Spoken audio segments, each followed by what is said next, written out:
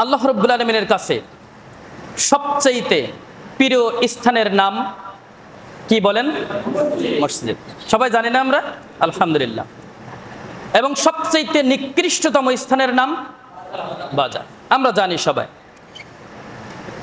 জানার পরেও আমরা যেটা আল্লাহ রাব্বুল আলামিনের কাছে সবচাইতে প্রিয় স্থান যে মসজিদ, এই মসজিদের সময় আমরা দিতে চাই না। আর বাজার যেটা সবচাইতে নিকৃষ্টতম স্থান, সেই বাজারে আমরা সবচাইতে বেশি সময় দেই, ঠিক না?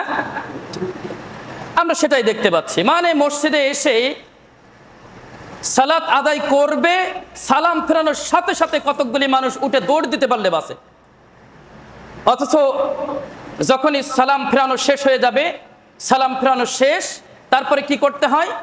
বসে বসে কি করতে হয়? সুন্নতি যে মাসনুন দোয়াগুলো আছে, এই মাসনুন দোয়াগুলো পাঠ করতে হয়। কিন্তু ওই দোয়া পাঠের সময় নাই, উঠে দৌড় দিতে হবে, বাজারে গিয়ে গল্প করবে ঘন্টার পরে ঘন্টা, তাই না? এরকম হচ্ছে না? এরকম হচ্ছে। প্রিয় উপস্থিতি,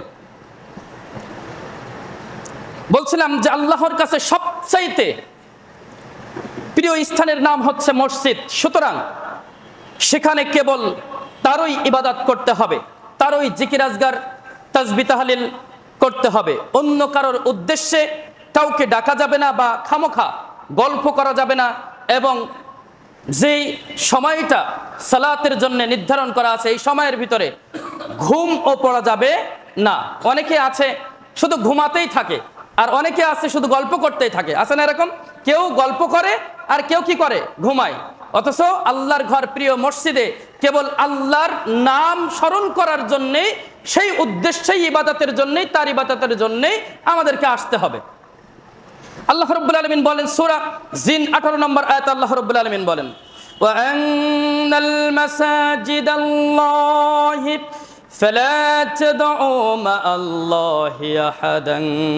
আর মসজিদগুলো কেবল আল্লাহর জন্য। মসজিদ কার জন্য? আল্লাহর জন্য। কাজেই তোমরা আল্লাহর সঙ্গে অন্য কাউকে শরীক করো না, অন্য কাউকে ডেকো না। শুধুমাত্র যতটুকু সময় আপনি মসজিদে আসবেন, আমি মসজিদে আসবো, যতটুকু সময় থাকবো ততটুকু সময় আমরা আল্লাহ রাব্বুল আলামিনের ইবাদত বন্দিগিতে কাটিয়ে দেওয়ার চেষ্টা করবে ইনশাআল্লাহ। রাসূল কারীম সাল্লাল্লাহু আলাইহি সাল্লাম বলছেন যে যখন কোনো মানুষ সালাতের উদ্দেশ্যে বাড়ি থেকে বের হয়, সালাতের উদ্দেশ্যে বের হলো, সালাতের জন্য অপেক্ষা করছে, মসজিদে বসে বসে ইমাম আসা পর্যন্ত অপেক্ষা করে না মানুষ, যে অপেক্ষা করছে, ইমাম আসছে, সালাতে দাঁড়িয়ে গিয়েছে। এই যতক্ষণ পর্যন্ত সালাতের জন্য অপেক্ষা করছিল, ততক্ষণ পর্যন্ত এই যে সময়টা আল্লাহ রাব্বুল আলামিন তার আমলনামায় নফল সালাত পড়লে, সারা ওই যে সময়টা ধরে নফল সালাত আদায় করলে যেই নেকি হয়, সেই পরিমাণ নেকি তার আমলনামায় লিপিবদ্ধ করে দেন। সুবহানাল্লাহ বিহামদি। কিন্তু আমরা কি করি? আমরা শুধু খামোখা গল্প করি আর কি করি? ঘুমিয়ে ঘুমিয়ে কাটাই, তাই না?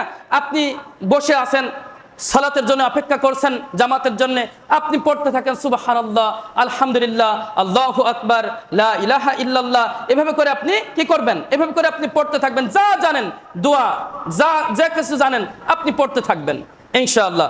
খামোখা আমরা মসজিদে গল্প করব না এবং কি করব না? ঘুমাবো না ইনশাআল্লাহ।